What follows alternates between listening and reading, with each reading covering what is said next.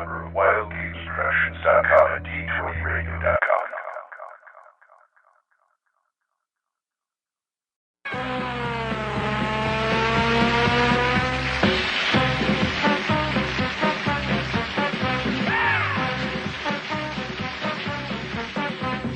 Hey folks, this is DM Vince. Let you know I'm sitting down with Steve Marsh from TSR alumni days.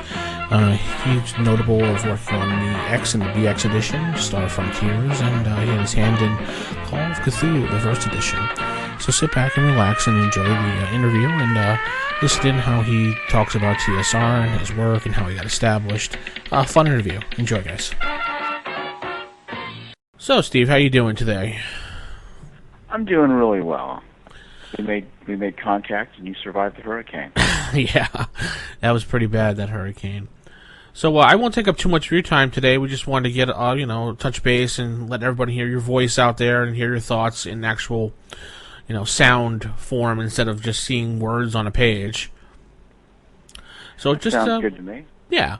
So can you just start off? Can you tell me a little bit about your gaming history and how you got started working at TSR?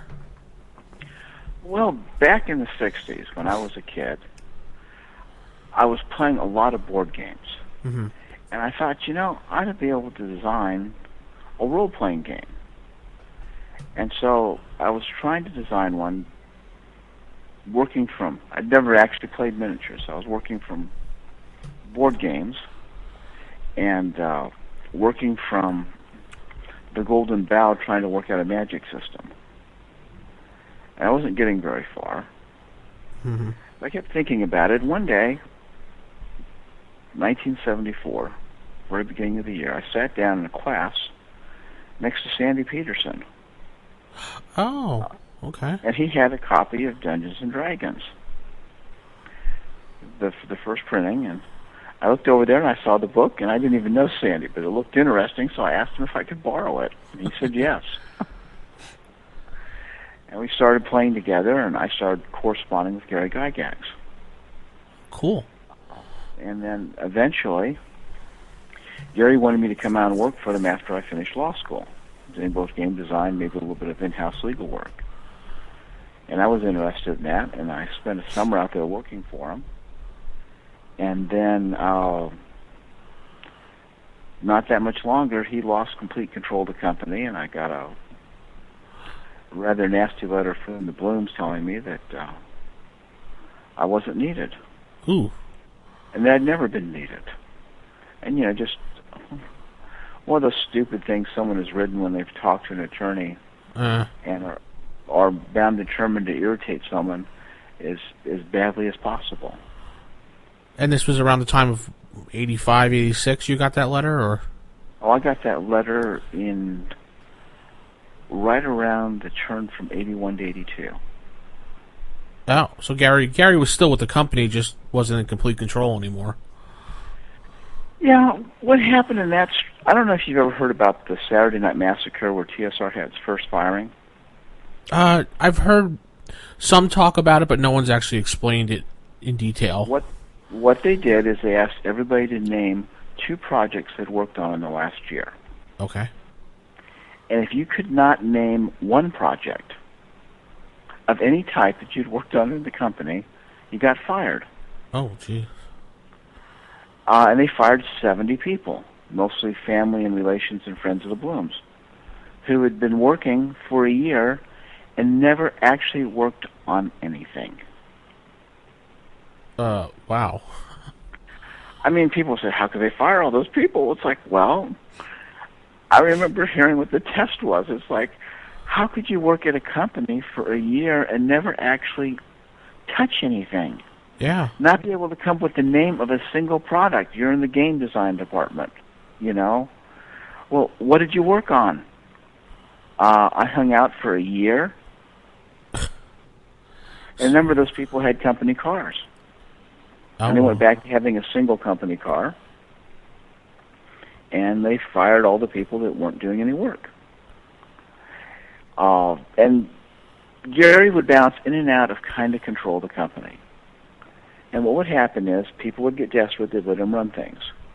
Then when they were looking good again, they would decide to replace him with professional management before he derailed the company. It's like, guys, okay, look, who just saved the company? Who just turned everything around? You know, like the Random House deal where they went from $3 million a year to $9 million a year in business. Huh. And solved all sorts of, I mean, Gary never screwed anything up. But then people would go, well, gee, he's not a professional. He'd been an insurance underwriter. Gary had some really broad basic training in a lot of areas.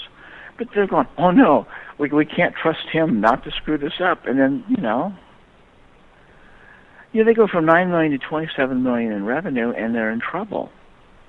How can that happen? Because most of what they're doing is just selling to more people. Huh. How can you just sell your same product to more people when you're not really changing the amount of product?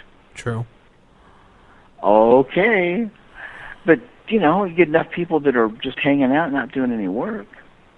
And, they had some other interesting things happen from time to time. And occasionally, originally Gary couldn't imagine how anybody would have any use for scenario packs. Who would buy someone else's scenario work? Oh, it's like, right, okay.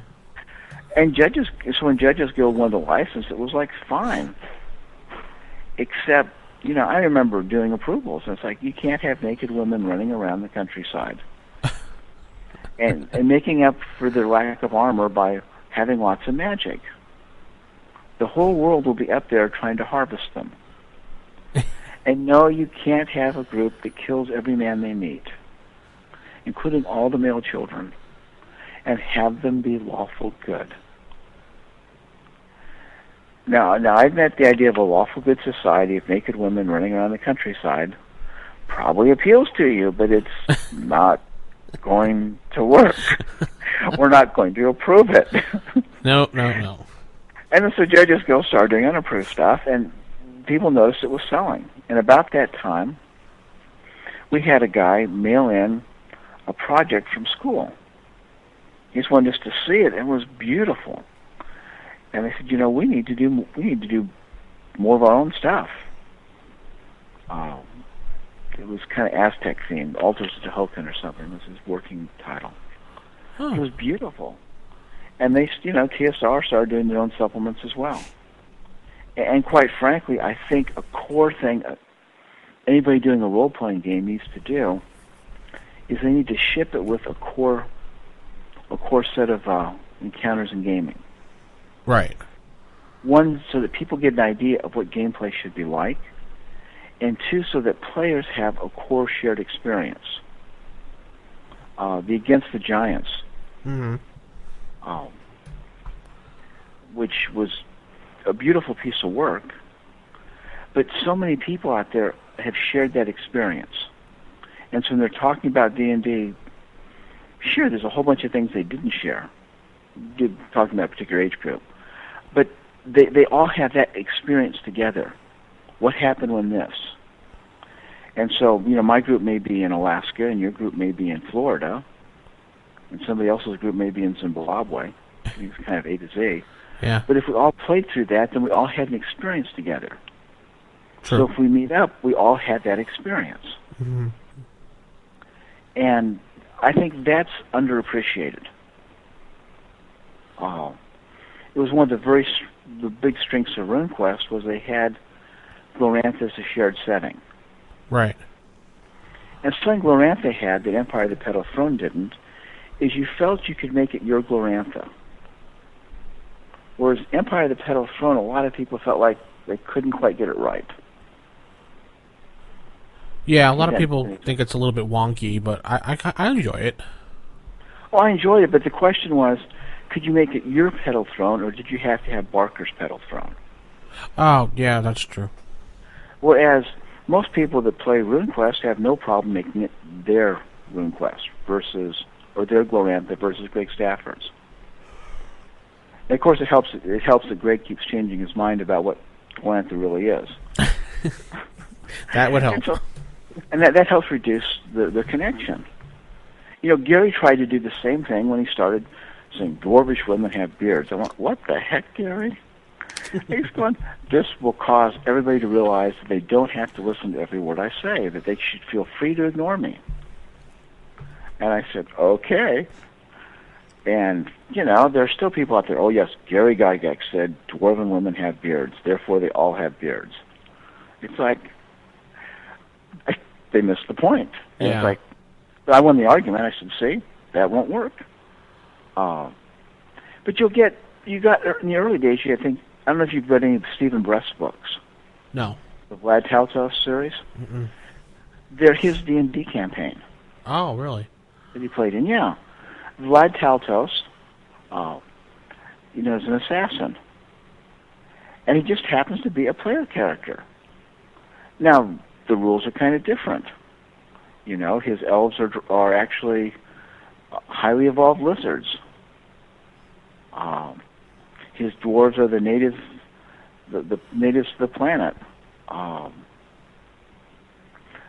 Elves don't use psionics because it never occurred to them. And the real reason elves don't use psionics is I like dwarves and I'm short. If you want to know why, I said why elves don't have. Because it seems elves and psionics. In most backgrounds, those two kind of go together. Uh-huh. It's like, I'm short. Why? So tall people get all the good stuff. Interesting. Anyway. I think I've probably gone a little bit astray from the question, but that's how I ended up working there. And I did a lot of correspondence, and on and off, Gary would hope that I'd be able to come back and work with him. And he kept, the deal was they would use my stuff, and in return, eventually, they would publish the Planes of Reality that I'd worked on. And so, Jim Ward was making $20,000-$30,000 a month off one of the products. Wow. And the deal was I'd get to do a similar book. And that never happened. And so I never ended up getting paid for things like Sanguine and Ixochitl. Though interestingly enough, when they did the Dragon Magazine article on Ixochitl, one of the old guys said, no, it's pronounced Ixochitl, rather than the way it looks. And I go, what? So they wrote that in there. And I asked them, how'd you find that out? And they said, well, so-and-so said, that's how it's pronounced. But, nice. It was, and the name actually came from a historian. So did Sanguine. A bunch of citations in the back of a Mormon pamphlet. Oh, really? Yeah, I pulled the names off that. Wow, I didn't know that. Yeah. Okay. So I'll head on to my next question here. Okay. Your first official project with TSR that you got paid for, and did it go as you planned, or was there certain things left out, or how did it work for you?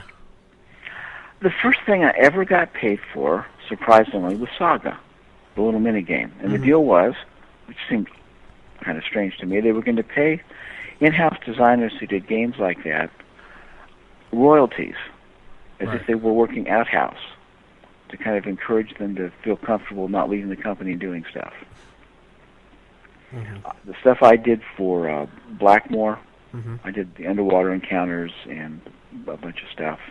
I didn't get paid for that. The stuff of mine ended up in Eldritch Wizardry. I'd done a psionic character class, and they decided just to change that to psionics for everyone. I didn't get paid for that. Oh, wow. In fact, I didn't get paid for anything they used of mine. And some things, as one guy said, we shouldn't have been paid for that. I added good and evil to the law chaos and some other things, the Planes reality. Did they need all those extra alignments? Who knows? I'm saying, we ought to just not have law and chaos. Well, chaos is a stand-in for evil, and law is a stand-in for good. True. I talked Gary into that. But the only thing I ever got paid for is that I got paid one royalty payment on Saga. Much to my surprise. I said, are they really going to do that? And Gary wrote me back, yes, and here's your check. I thought, okay.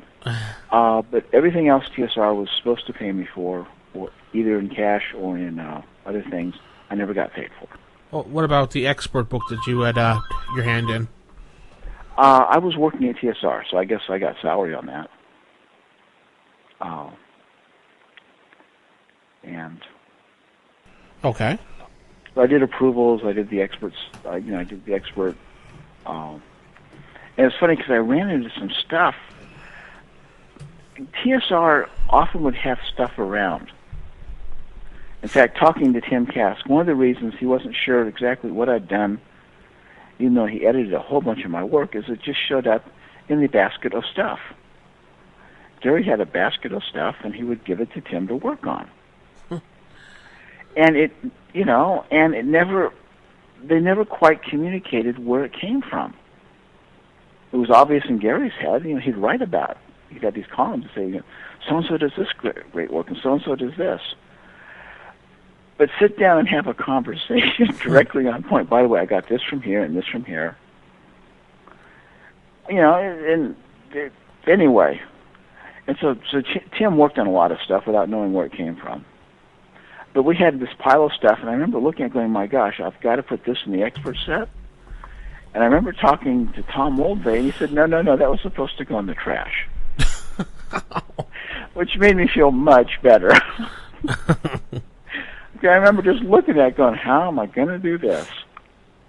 But no, I mean, it was basically, why don't you just regularize this? The original rules, I don't know if you know the story behind that, but Dave Arneson, basically, they had the Castle and Crusade Society. Right. And Dave said, let's play individual characters at one castle. It's like, okay, and they really enjoyed it, but he never actually explained the rules that well to them. And Gary said, we got to do this as a game. Well, like the combat system. Okay. You had two different ways to do it. One, you could run them like miniature characters. So this guy was equivalent of one man. This guy was equivalent of a five-man unit. This guy was equivalent of a hero, because Chainmail had some fantasy overlays. Right. And then Gary made up an alternative combat system. And then if you've seen Dave Arneson stuff, the hit location tables and his own game with fixed hit points, that was Greg's actual system. So of course, he's rolling the dice behind a screen just telling people results, and they don't know what they're doing. It's just like Arneson, just the way a magic user went up is he learned all the spells at one level, then he moved up to the next circle. And since you're not increasing in hit points with level, mm-hmm. a whole bunch of things about leveling didn't really matter. You're just moving up circles. But so Gary basically is making up D&D from whole cloth, just with the idea that you can do role-playing. Huh. And he has the chainmail rules, and so it's an amazing thing, and that's why artists will go, well, that's not what I was thinking. They sure got that wrong. I had nothing to do with that. If you read like his early bio in TSR's magazine, right, that he did, and some of his other early writing, and you see his rules, and you go, okay, I understand why Dave says that's not what I was thinking, because he was thinking fixed hit points and a muchly different approach to gaming. He was thinking more of a war gaming standpoint. Sounds like more war gaming than anything else.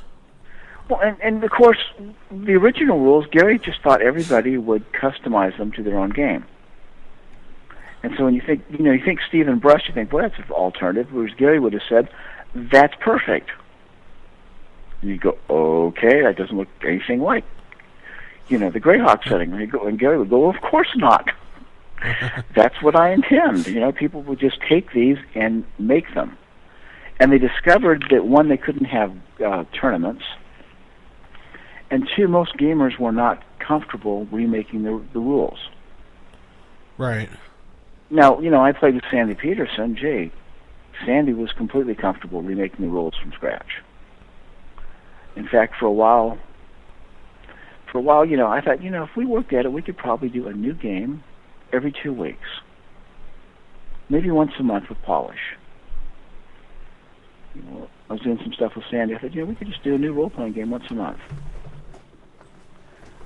And it didn't seem that hard. And we could probably have vastly different mechanics. And I remember doing one on quantum states. Every time you went up a level, basically, you went up a quantum state. In combat, you compared quantum state levels, and you took real wounds, but they were, like your cat. If your cat attacks you, he's several quantum states below you, all you can do is scratch you. So yeah, it's a hit pointless combat system, but at certain levels, the things become meaningless. Right. Your cat is never going to, no matter how much he attacks you, he's not going to win. Well, we never know. Especially if he's been declawed. Yeah. Anyway.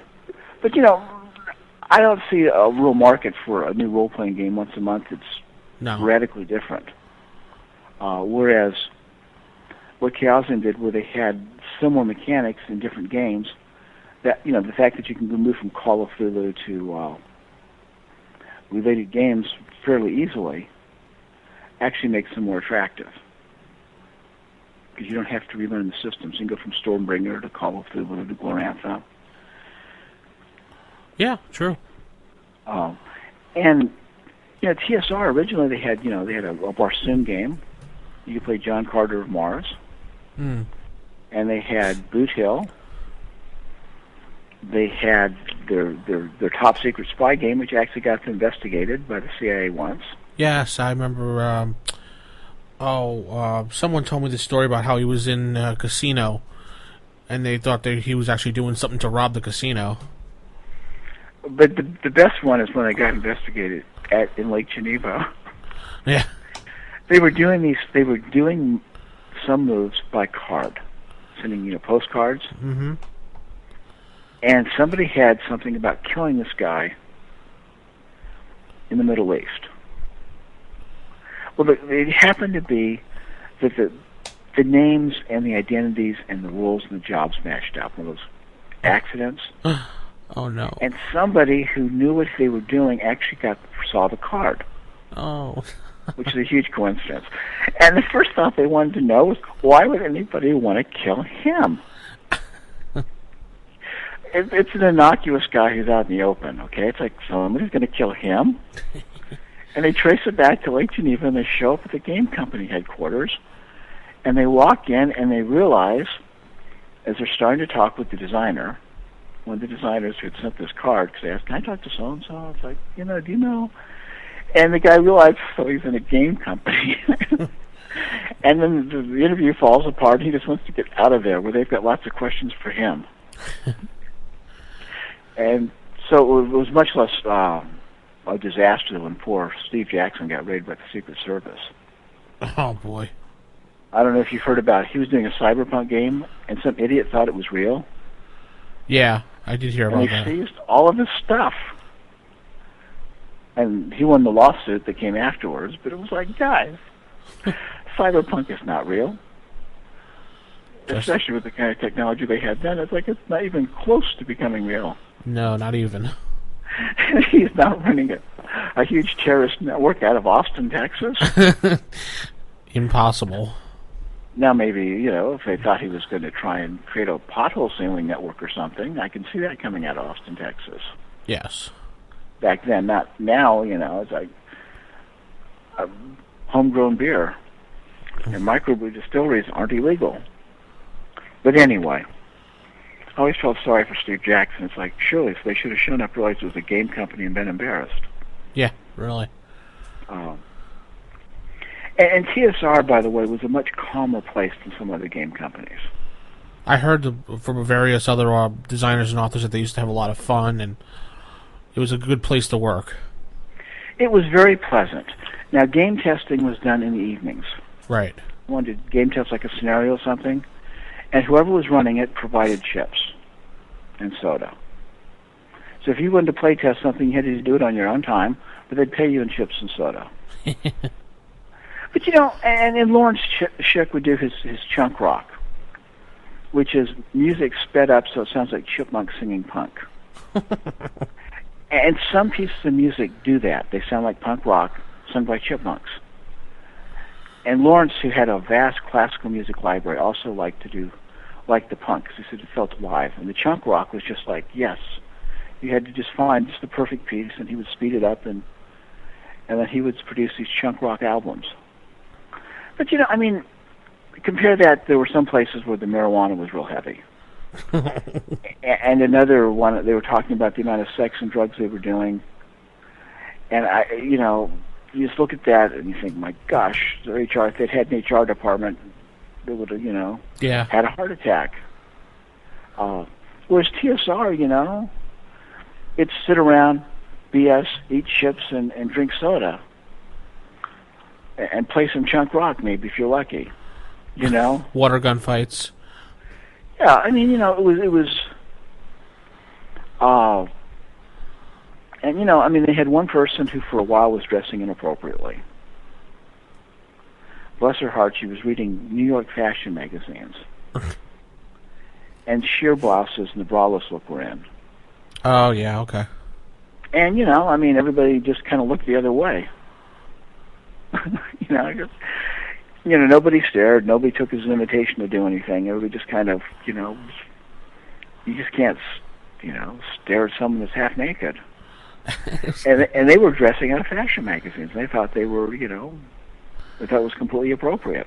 One of those, I can't believe she wore that. Well, I better not get caught staring.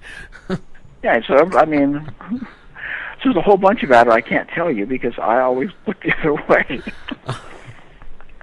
And you think back now, well, gee, but it was, and that was TSR, where, you wouldn't say anything because, you don't want to hurt someone's feelings. Yes. And everybody's polite enough that nobody's taking advantage of the situation.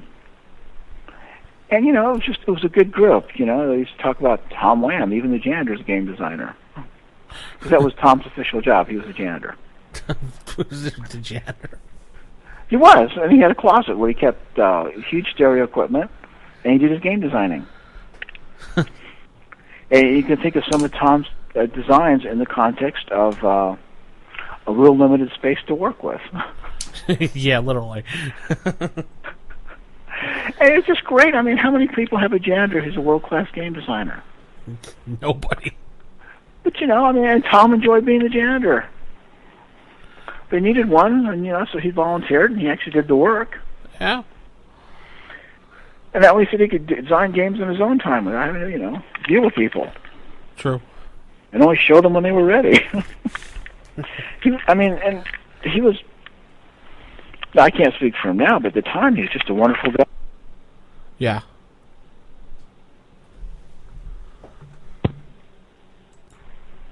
Yeah. If that makes any sense. Oh, it makes sense, totally. You actually answered a couple other questions when you were answering other questions, so I'll just skip over to the next one. You were credited in Star Frontiers. How much work did you actually put into that, and did you wish you'd do more for that? I got to work on some of the playtesting, and I came up with a couple of small ideas.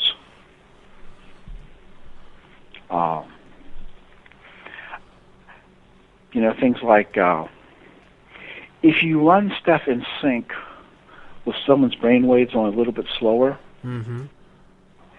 people who aren't really paying attention will fall asleep. Well, actually, they'll just kind of fade off into a state that's very similar to being asleep.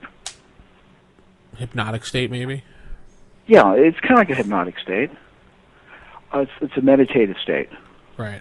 So you can just kind of slow people's brainwaves down by pulsing low-level sound, flashing light at the very edge of visible, in a very slow, pulse.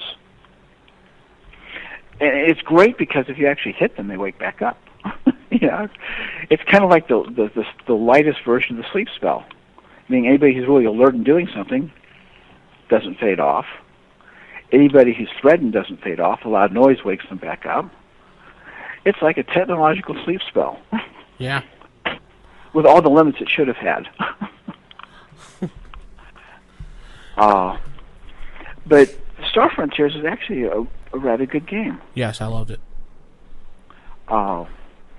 It's really too bad the Buck Rogers thing happened, because it kind of resulted in the end of Star Frontiers. And, you know, no offense to Buck Rogers, but, you know, a hideous television property is not a good substitute for an excellent game. Now, we all know why that game was brought in, and we don't need to go there. But that's interesting. But I also saw you were credited on working of Call of Cthulhu, the first edition book. But I understand now because you were friends with Sandy. So. Well, yeah, and there's a whole backstory to that. Oh, good. I thought, now this was back when we were doing new game systems a lot. And I thought, we had this thing called American Gothic. Okay. Right. And Sandy said, that's a great idea. And so he did one based on Steve Jackson's The Fantasy Trip. And you had Cthulhu as one of the elements. And when I sold a bunch of old stuff I had, Sandy credited American Gothic as the starting point for Call of Cthulhu. And what's funny is the guy at the auction got it at a real good price, and then some other people realized what Sandy had said, and then they tried to get it after the auction was over. And the last time someone contacted me, they offered him like $5-6 for it, until they discovered the guy collects Ferraris. Jeez. And he had framed it and put it in his entranceway. He's going, $5-6 what's that? That's nothing.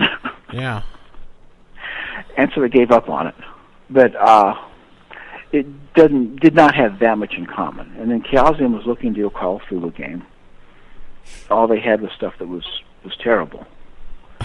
And so Sandy said, I can do that. And Sandy did a beautiful job. And I got to play test it. And a long time ago, when I play tested stuff, I, without meaning to, would always end up mini-maxing things. Right. If there was a seam or a weakness in a system or a rule, you would find my character sitting in it. Without spending a lot of time on it. Right. The first time I played the Russia-Finnish War game, the SPI did. The Finns took the northernmost Russian city and put the entire Russian army out of supply.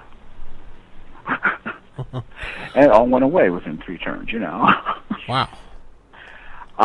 And it's a possible exploit in the game if the Russian player is playing it normally.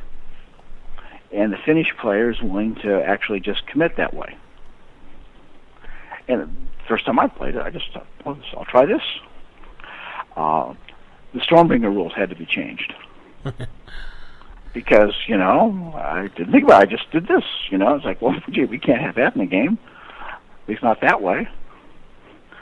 And so Sandy would haul me in for playtesting stuff because I would just do things without even thinking about it. You'd watch how I played and you go, that's not what that rule's meant to do.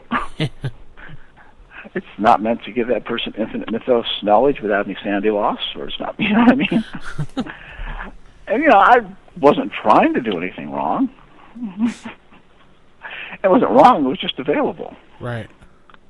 But so I got to play test Call of Cthulhu, and it was just a beautiful initial work. Sandy took what they had and just did a beautiful job with it. Yeah, I have the fourth edition of the book, and it's a very good game, very smooth at that point. Yeah, and all I did was find some exploits. And get him started thinking about adding Cthulhu to, modern American fantasy. I was actually thinking Manly Wade Wellman. If I ever write something, I'm going to give it to you to find the exploits in it. At least, I used to. I haven't done that in a while. At least not in a year. It's embarrassing because it's like, well, gee, and I'm not intending to create exploits, or I just happen to find them. If that makes any sense. No, yeah, I understand. Well, that's interesting. And I'm not spending a lot of time on it. I'm just playing. Yeah. It's just happening. It's like, and a lot of times I don't even realize it's an exploit. Most of the time I don't. It's just, well, gee, how come your character's not doing that? Call of Cthulhu is not a game that you're supposed to win. No, not at all. Whereas, of course, I thought you were supposed to win it. But, and I did some stuff with, I don't know if you've ever seen the Hero Game stuff. I'm in some of the credits on their Fantasy Hero sequence. For? Some miscellaneous stuff I did. Because Champions as a game is not a bad game. It's an excellent game for what it captures, especially with its dividing up stun and I see. Okay. And killing power. I don't know if you ever played Champions. No, I was actually playing Marvel Superheroes or V&V at the time. Yeah, I mean, V&V is kind of a D&D approach. Yeah. And I enjoyed playing it, and the author's an excellent person. Mm-hmm. Just delightful. And Marvel is fun to do a little bit of design work with. I did some scenario design just for the heck of it. I like to play games to play them as a game designer rather than as a player. If that makes any sense. So a lot of times I'll play a game in order to create scenarios. Right. Not necessarily to play them out either, just to work through what should you do to do that, and how to make it work. But Champions captures superheroes very well. The stun, and interestingly enough, if I were going to do Black Company, Glenn Cook series, right, the Taken are all superheroes.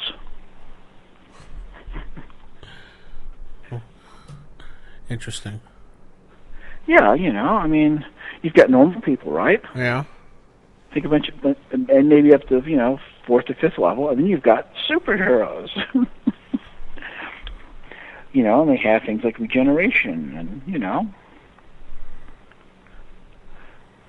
Cool. I Anyway. never got into Champions. The most I strayed away from the two games was I played DC Heroes. That was probably the furthest I went into superhero stuff. And DC Heroes had some really interesting stuff in terms of being able to design things. Oh, yeah. Mayfair did a good job on that system. Was it Mayfield? Yeah, at least from a designer's viewpoint. Yeah. If you want to do scenario design. True. I can't vouch for it from a player, but I really enjoyed playing around with it. But for the longest time, I would just grab things and play with them. Right. To see what you could design with them. And so I would end up with credits here and there because I would write people, make suggestions, send in things. They go, that's neat. And I'd end up with a credit here, a credit there. It's like John Sapienza would say, this is how you regulate this, or this is how you make it more regular, more structured, more sensible. And he's responsible for a whole bunch of stuff. Now he's just responsible for stuff at WorldCons in science fiction. But John Sapienza did an incredible amount of nice precision organizing work. It shows up in RuneQuest. It shows up in D&D. Right. He just a lot of stuff. He got credits for, but nobody understood what the credits were for. But that's what they were for. Anyway, next question. Okay, so let's fast forward. Let's fast forward a little bit in time and go to when 3rd edition came out for Dungeons and Dragons, Monty Cook's 3rd edition, and the D20 system that a lot of people said changed the face of D&D as we know it, and a lot of people refer to it as the edition that shall not be named, as a little side joke. What are your thoughts on Monty Cook's 3E? Well, I liked the D20 concept, but then, of course, someone said, gee, you came up with that 6 years before or 10 years before. I had published some stuff, as an alternative. Mm-hmm. So I think it's a great alternative. 2nd edition was an overlay, if that makes any sense. Yeah. And it has many of the issues an overlay creates. Mm-hmm. Because it's not, many good things, but a lot of it is just technical or very bland.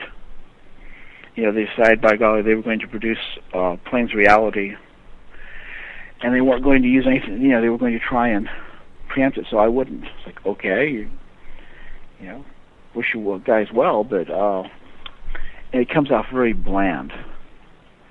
And then third edition, I really didn't have anything to do with, other than the idea they were going to basically wipe all the credits clean and start over. Yeah. And that's fine, except, of course, they used my Sanguine and some of my other critters. But, I think they need to do something with the game. And the structure of the license allowed people to, Osric and all the other projects. Right. Allowed them basically to bring back first edition. Depending how you interpret the first edition. Yeah, that was going to be my next question, what you thought about the whole OSR movement. I think it's kind of fun.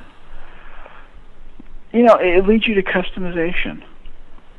You don't think it's a bunch of old grognards just saying, we don't like that stuff that's out, so we're going to do our own stuff? Well, that's what all gaming is. Yeah. And... it's got a niche, and I think it's fun. One of the funny things is the whole AD&D versus regular D&D. Okay. Because AD&D, the concept was what you would do is you would have a full-fledged system that people could play in tournaments would be the same everywhere. Right. That was the purpose of first, yeah. Or advanced. And it kind of sprang because we had a medical doctor said, I can write a textbook. Well, yeah, you can write a textbook, and you could write a game system if you had a complete support crew doing it for you. But, that didn't work out too well. But you had basic and you had advanced, and they go, wait a moment, that's actually a complete system. And then they came up with what I'll call D&D versus AD&D, and that was simplified base rules that you could play with and build off of. So the AD&D would be the complex, complete system for tournament use. Right. So everybody would be on the same page.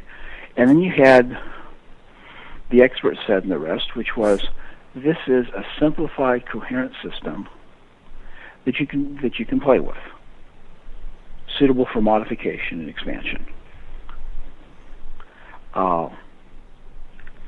And they actually intended to have two different products out there.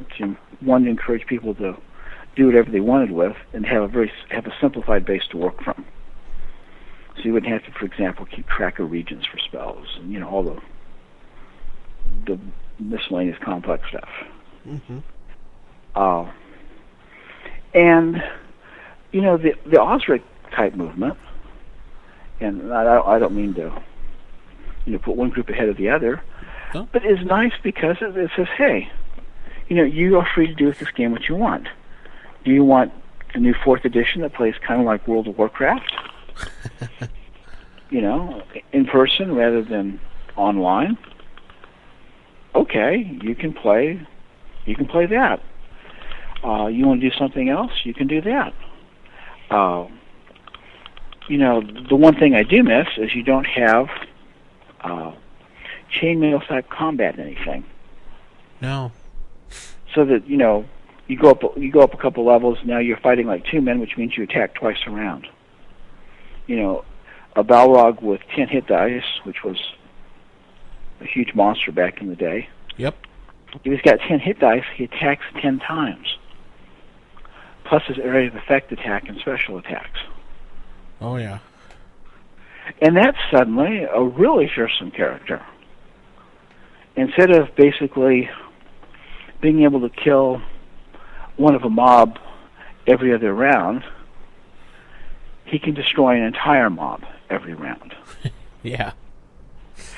And that's a different level. Mm-hmm. But that sort of thing, And there are alternate things you can do with magic users,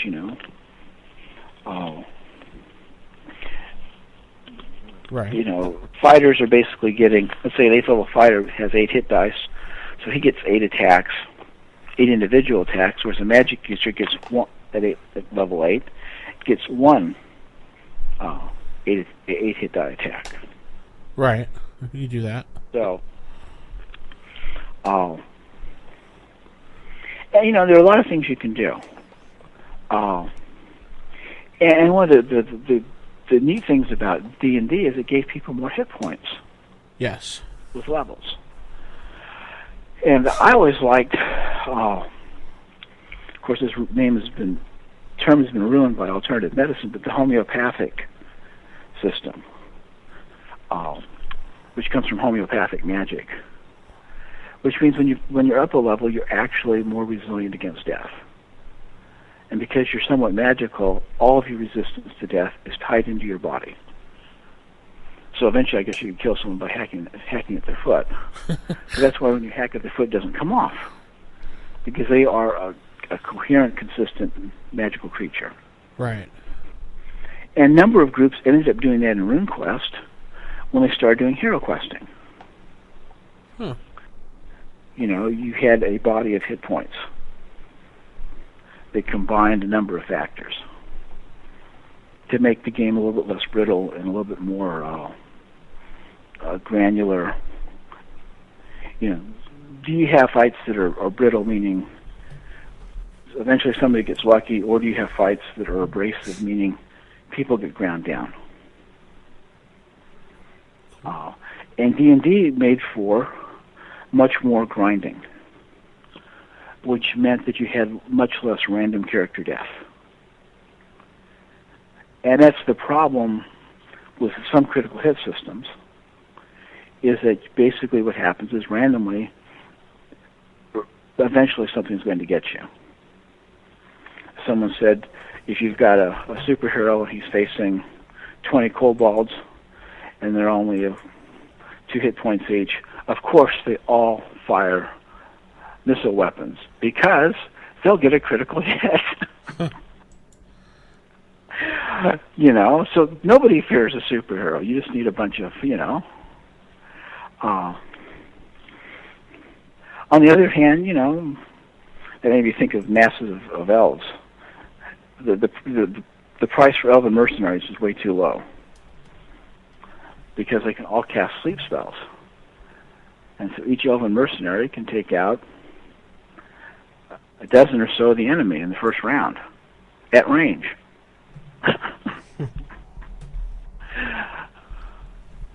Obviously, magical miniatures battles were a lot of fun when I was doing them. Especially the elven mercenaries, who turned out to be a really great hire.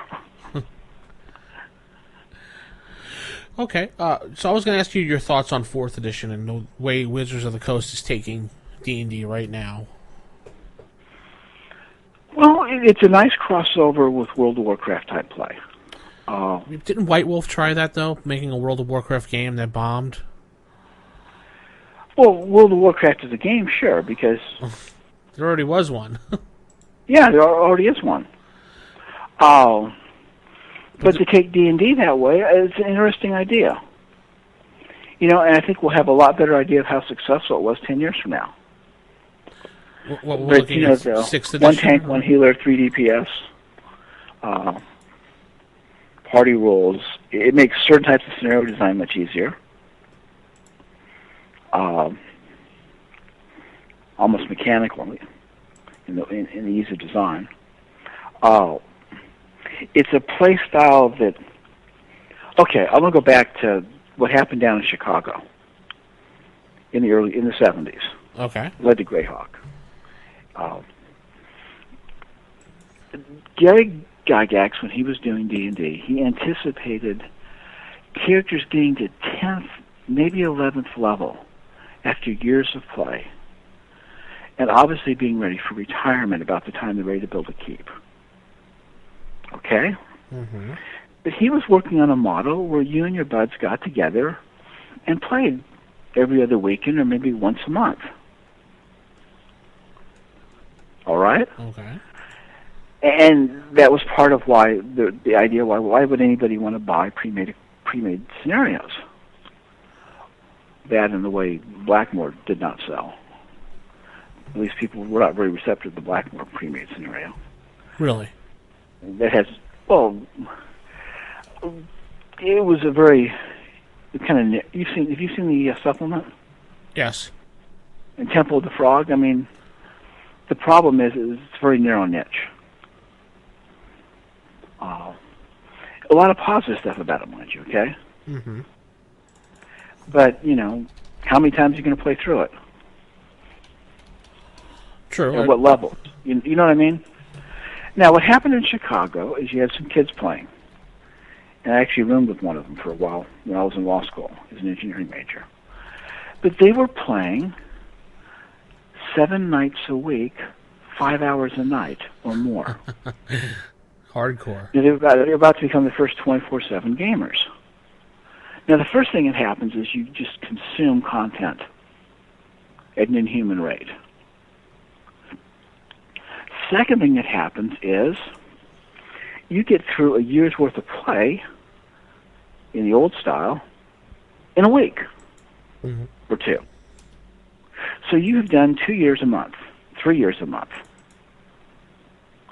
which leads you to much higher levels. And they invented, for example, cursed armor and cursed weapons that could kill player characters. Yes. That was the whole,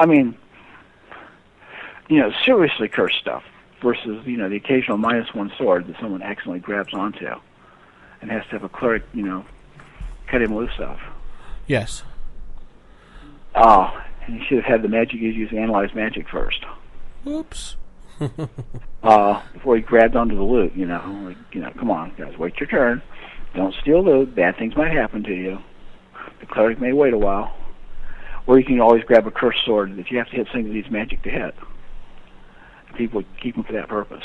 Is this where... But they had this, I'm sorry, go ahead. They had this serious -6, -12. So suddenly your armor is 12 classes the worse, and you're hitting 12 classes the worse. Like, whoa, that's a huge swing. But they did that because they had so much content going on. Mm-hmm. And they were playing so often. And if you've got people playing a lot, I think your play style's different. And that goes to, for example, magic users. Should a magic user have a fancy handful of spells in his head? Well, if you're going to play through 2-3 encounters, a magic user's only going to cast 5-6 spells in a night, sure. Maybe you're going to do that, recharge, and do the next day of play in a play session, because you don't have that much going on. How much healing does a priest need to do? How banged up are your melee guys going to get? Right. Okay, that's a play style. But if I'm going to play intensely, and we're going to have 50 encounters in a night, I think perhaps magic users need to regenerate their spells faster. If that makes any sense. Yeah, it does. And healers need, you get to a World of Warcraft kind of, I don't know if you ever played the game. Yeah, I have. Okay, so, you get to where you need to have recharge in terms of, minutes or seconds rather than hours or days. And so I can see what they're doing with the game, and it may very well play better especially as your age groups get younger. That said, my 11-year-old, she's gone to North Texas RPG Con the last 2 years in a row. Right. And she's really enjoyed playing Osric style. The various variations of old style. And, she's just had a delightful time with it. Oh, good. But, we're talking episodic play. And she's just, she plans to go next year. She plans to take Tim Kask more donuts. He's got a particular brand of donut he likes. And we were lost for 45 minutes trying to get them last time. This time we're going to get faster. But she's like, yes, I will bring 3 dozen donuts for Tim Kask again. We'll go next year, right, Dad? Yes, we'll go to NCRPG. What type of donut does Tim Kask love? What's that? What type of donut does Tim Cass love? Oh, it's that chain. Oh, is My it mind's gone blank. Krispy Kreme or? Yeah, Krispy Kremes. Oh, okay. And she's all for getting him 3 dozen, just so he has enough for himself after the fans get after them. Yeah. Which I thought especially since I'm paying for it, she's all more than excited to get at least 3 dozen. True. That's interesting to know. So, younger kids can play the other kind. It's just a different kind of how long are you going to play the game, how immersed are you going to get, are you going to be OCD compulsive about playing it, or are you going to be relaxed and social? Yeah. Well, that's one way to look at it. Obviously not necessarily the best. But, and so, I'm not totally negative on it. I mean, I think when you look at superhero games and the way they recharge power, in many ways what you've done is you've switched from an old-fashioned miniatures-based role-playing game where the characters are very Tolkien-esque in terms of the amount of magic they have, how well they heal, the amount of healing and other stuff available to them, to something that's more like a superhero game, where the characters are up and at it, slugging their way across the city, multiple encounters, lots of recovery, bing, bing, bing. And I think there's room for both kinds of games. I've been pleased to see Steve Jackson games, both Munchkin, which is just really a hoot, and his core game, which he does the expansions for. And I loved an interview. I've been listening to the Writing Excuses podcast. Like I've given 3 years of them, and they're weekly. It's like 30, 40 episodes a year on CD. And Steve Jackson, when they were talking, what do I have to do to write, your scenarios? It's like, well, convince me this one won't lose. This one will be worth it. When he does the licensed adaptations, they're basically a lot of work. I mean, they do a little bit better than Break Even, but from a commercial viewpoint versus someone really loved it, they're probably not worth the effort. But Jim Butcher's role-playing game apparently selling well enough, and people are enjoying it. I don't know if you played Dogs in the Vineyard. Yes. And someone did a Serenity adaptation, so you could play Firefly with Dogs in the Vineyard. I've seen that, yeah. Which I was actually pretty impressed because it caught what happens in Firefly. They're not Mormon missionaries with 6-shooters. Which I thought was a great idea. Instead, they're mercenaries with hearts of gold who stumble into things and basically do the same sort of solutions. But so, it appears that there's a lot of room for things, and especially since, they create a license that allows older style play to still exist. I think 4th edition of D&D doesn't hurt anything, if that makes any sense. No. Now, if they had occupied the field and completely destroyed and blocked episodic gaming, that'd be one thing. Mm-hmm.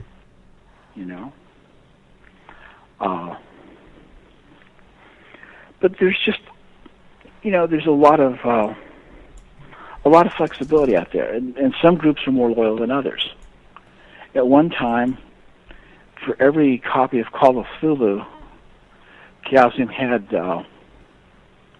in the current print run, they could expect to sell 0.9. So for every 10, they'd sell 9 copies of whatever supplements they were producing. But they had extremely high-quality supplements. Yeah. Shadows of Yogg Sothoth and the rest. I mean, just some Dreamlands, which is very, very, just a bunch of it. And, that's a loyal core group. It kept Chaosium as a company solvent, kept them around in spite of all the other problems they had. Stormbringer, it's too bad they did not do more scenarios for that and more product. But, that was one that had a fan base that very much enjoyed it. It was what they considered their game for munchkins. You two can have a bunch of enslaved demons and go around and thrash the world. But I think there's a lot of niches, and I think the more kinds of rules and the more approaches you have, the better. Mm-hmm. And so I wish Wizards of the Coast the best with 4th edition. I don't plan to play it. I can play World of Warcraft. Yeah, I understand what you're saying. So my last question for you is kind of a on-the-spot goofy question for you, but let's see if you can go for it. If you could be a household appliance, which household appliance would you be, and why? I was about to say the air conditioning unit, because summer's been the hottest one ever, but I'm not sure that's an appliance. It could be. Or the microwave, because it's useful. The microwave, because Because it's useful. Yeah. If I was going to be a household appliance, I'd want to be useful. Yeah. I guess I should have more imagination. Oh, I had one of the designers from White Wolf when I asked him that question. I don't know. Do you know Eddie Webb? No. He's one of the designers from White Wolf. He said he wanted to be an iPhone. I'm like, that's not a household appliance. He's like, if you think about it, it really is. I'm like, oh, okay. Or an iTouch, that one, Yeah. I got somebody trying to get me interested in buying a Kindle. It's like, well, I've got the app. Why do I need the device? Very true, yeah. No point in having a device. The app is free, the device costs money. Okay. And the app is much smaller. Yeah. But White Wolf's another great example of a niche. Yes. And the whole reboot they did of the whole universe, that was an interesting thing. It was I know it was a very mixed review with fans, but it was needed in the overall long run, so. Well, the problem is, most of the time when you're developing a game, you do not have a coherent worldview, or coherent enough. And you get accretions.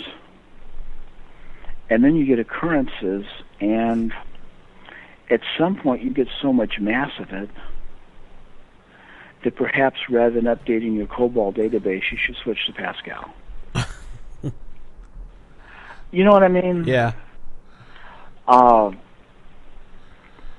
Back in the day, computers were much smaller, they used to talk about toxic side effects from databases. Because generally large programs would generate crap. It would just kind of end up sitting around. Mm-hmm. You'd have, for example, a data stream that was supposed to be 20 bits long. And someone would stick 24 bits of data. Instead of properly adjusting for it, it would just cut 4 bits of data off and stick it someplace.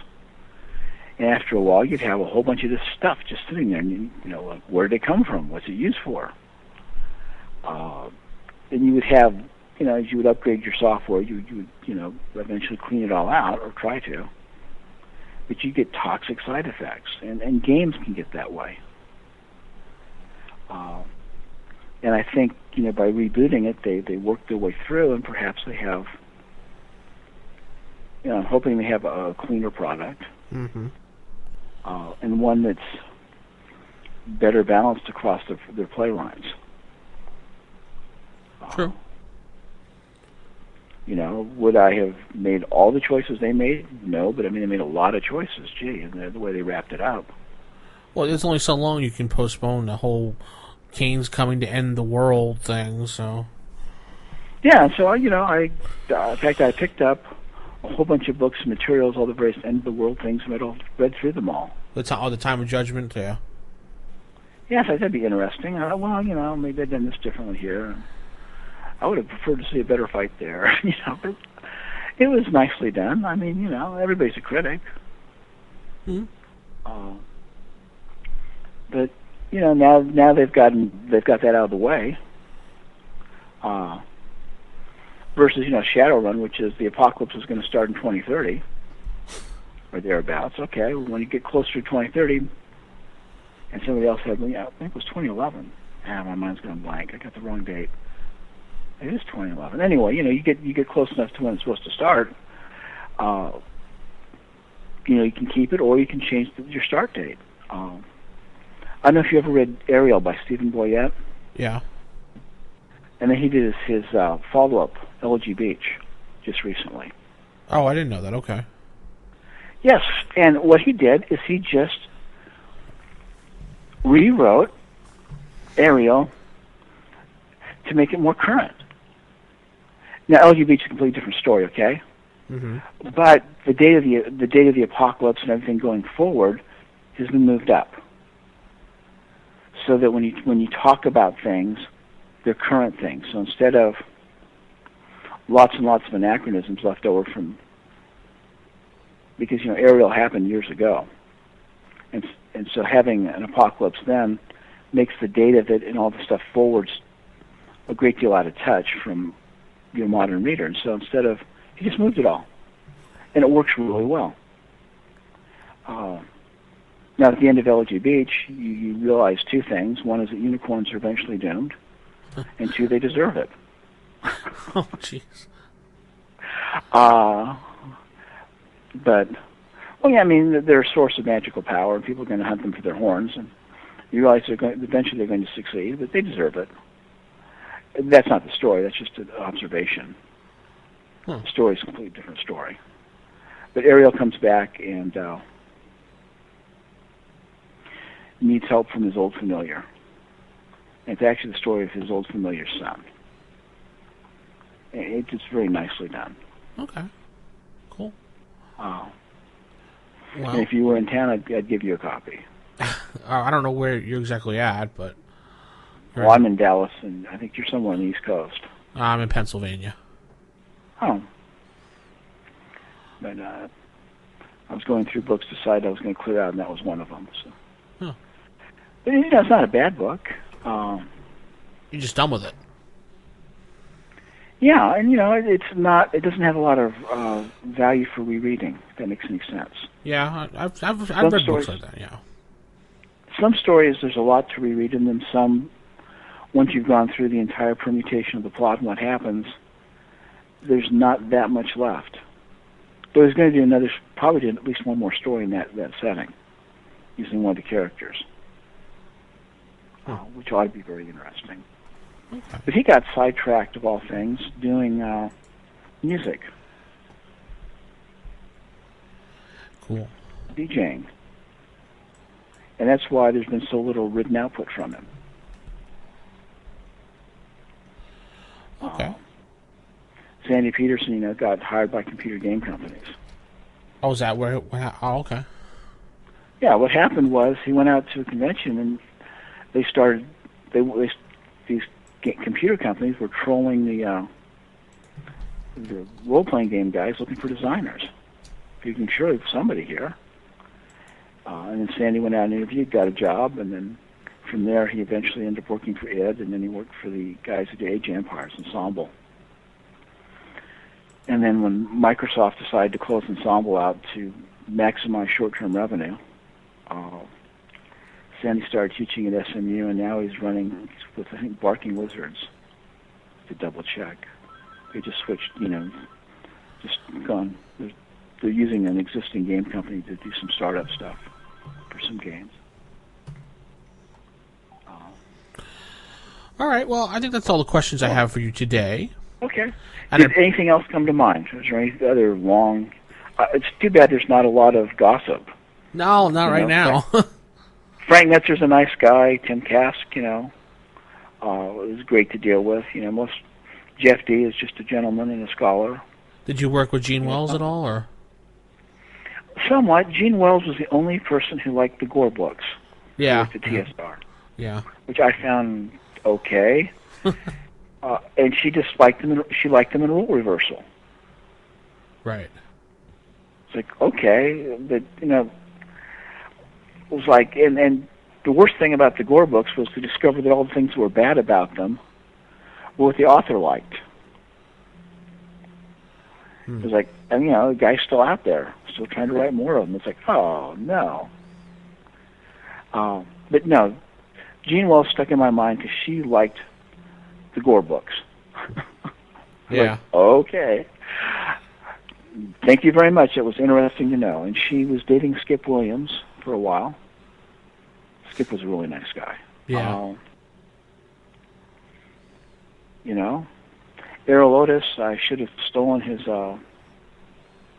He did we were doing hairy rhinoceroses. I wanted to do them as intelligence, so that you could have a herd of them, and they would act as you get tactics out of them. And he thought that's silly. So the next thing you know, there's a beautiful sketch of a hairy rhinoceros smoking a pipe and sitting in a lounge chair. Well, sitting in an overstuffed chair by a fireplace. So that's what people are going to think when they think intelligent hairy rhinos. They're not going to think some primitive tribe without tools or clothes, but capable of intelligent tactics. Well, you're probably right. But, he's around still doing artwork. I wish I had some gossip, but there's nothing, it's hard to think of anything negative to say about anybody except for the Blooms, and that's all been said. Yeah, it really has. Well, you could talk about Lorraine. Well, you really didn't know her well, did you? Lorraine Gygax? No, the one that took over for TSR when Gary was pushed out. Oh, Lorraine. Lorraine Williams. Yeah, Williams. Yeah, she's referred to as the Pog, and people used to think that some sort of reference to pig, and it just meant person who ousted Gygax. It's not like it has any... All the nasty, or like she's Pog-shaped, like, what's a Pog-shape? No, she's fat. That has nothing to do with the term. The term, all the things people tried to add to the term to give it meaning, give it some sort of nasty, weird meaning. No, none of those. Was just person who ousted Gygax.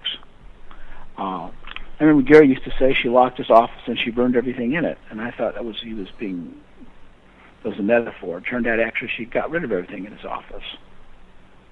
It's like, yeah. Okay, because it includes some stuff that was mine. The original Star Strands manuscripts and some other stuff. It's like, well, gee, and she's the one that ordered all the interior artwork thrown out. I'm going to toss that on the trash heap and burn it as well. And somebody once saved a bunch of it and it's shown up at auction since. Like it was being thrown out, but she just thought she didn't like the quality of the style. But that was her decision for most of that stuff, except of course third-party manuscripts that TSR had not yet paid for. I didn't realize that she'd actually thrown them out. I thought they were just lost somewhere in TSR, and eventually I'd get them back. And she's a person I'd like to get on the phone and talk to about, but I doubt I'll be able to do that ever. But well, she kind of disappeared. She sold a bunch of memorabilia. I'm not sure, made some more money. And she did some nice things as well as some bad things. She kept a guy, she kept someone's medical in place so that their wife's health care be covered when they were very sick,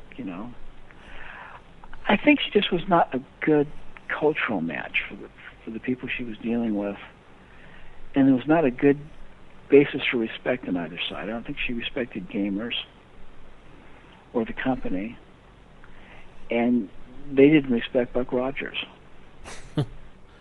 It's kind of like I turned on the news this morning, and CNN had some guy who was covering Dragon Con. Oh, yeah.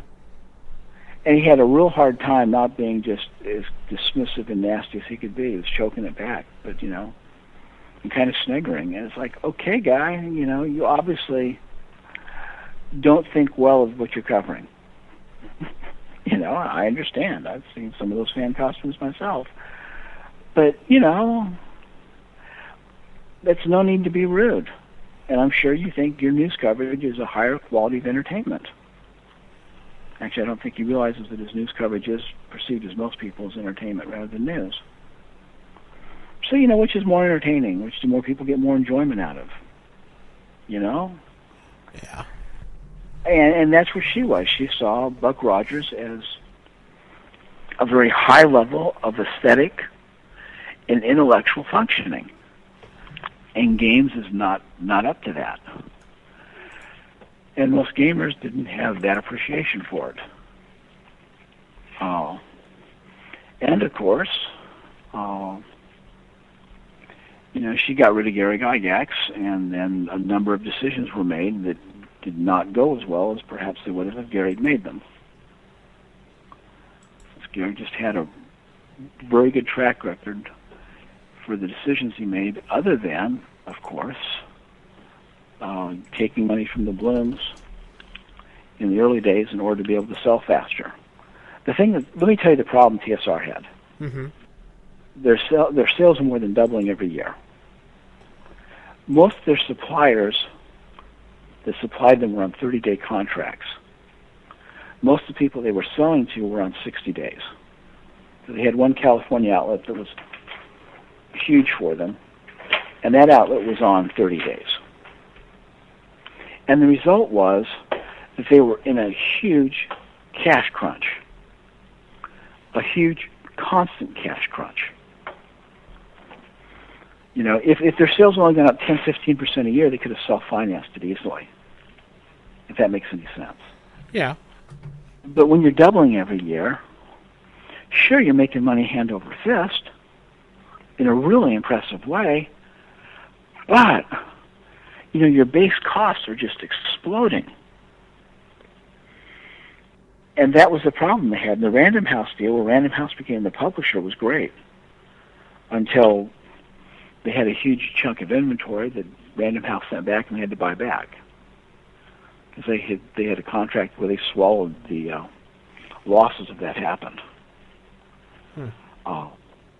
But that was, but Gary was looking at a way to finance his growth, and he was right on a management economic standpoint that being able to finance it and continuing his doubling or more every year versus having to just cut back, or encouraging people to do things like photocopy the rule sets, or produce competing products like Caltech Warlock, which was basically a copy of Dungeons and Dragons with spell points added on.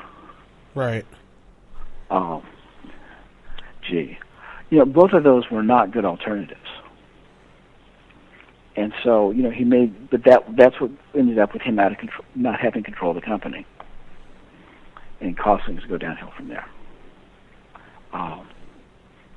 But the growth curve was phenomenal. There was a real question: what was it going to top out? And I think we now know what Wizards of the Coast current sales levels, where the top is, and it's fairly high.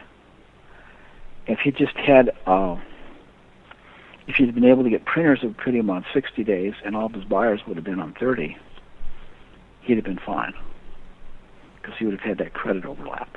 Yeah.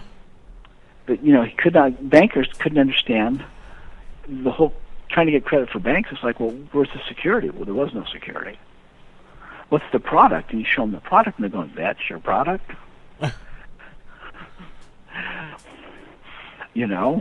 What's your business model? We're going to double our sales. Okay, well, we've done it for the last 4 years. Well, yeah, but you start out pretty small, and but and the other thing that happened, interesting that happened in the industry was, that Avalon Hill had picked up RuneQuest. Right. And they came out with a pretty generic implementation, but it wasn't bad, and they had a big game company behind it. Then they had an editor, the guy that was doing the next edition, Oliver Jovanovich.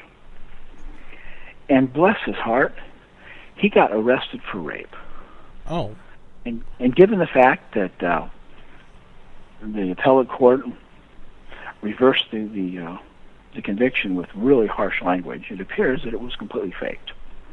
He was not guilty. He just had some crazy person who lived upstairs of him. Little things, I think like he was out of town when the rape happened. There were a lot of factual problems. This person had a huge history of problems. But the result was Avalon Hill got really nervous. They did not want to have a product that was associated with a guy who had those kinds of criminal charges. Right. And you got to feel for Oliver, because some crazy neighbor gets psycho about him. Gets a psycho crush. She avoids her, and so she nails him. And ruins his whole career. Yeah. And that derailed RuneQuest. would have other been a major point, because Avalon Hill put out their initial stuff, and they were getting ready to do a huge rollout with the upgraded rules, and they were just going to go bam, bam, bam, and really, they were going to hit the market hard, and that would have been a major impact. And that didn't happen. They just kind of went, we got to hide our heads in the sand. Yeah. And I understand why. Well, yeah. But you feel bad for Oliver. You feel bad for the company. It obviously sidetracked the product. But anyway, thank you very much. If you've got other questions later, I'll be glad to answer them. Oh yeah, I know how to contact you. We can find you on Facebook, or we can find you on the forums. Yeah. And yes, Steve? That's basically what's going on. All right, thank you for joining me, and I appreciate it. My pleasure. Have a great day. You Bye. too. Bye.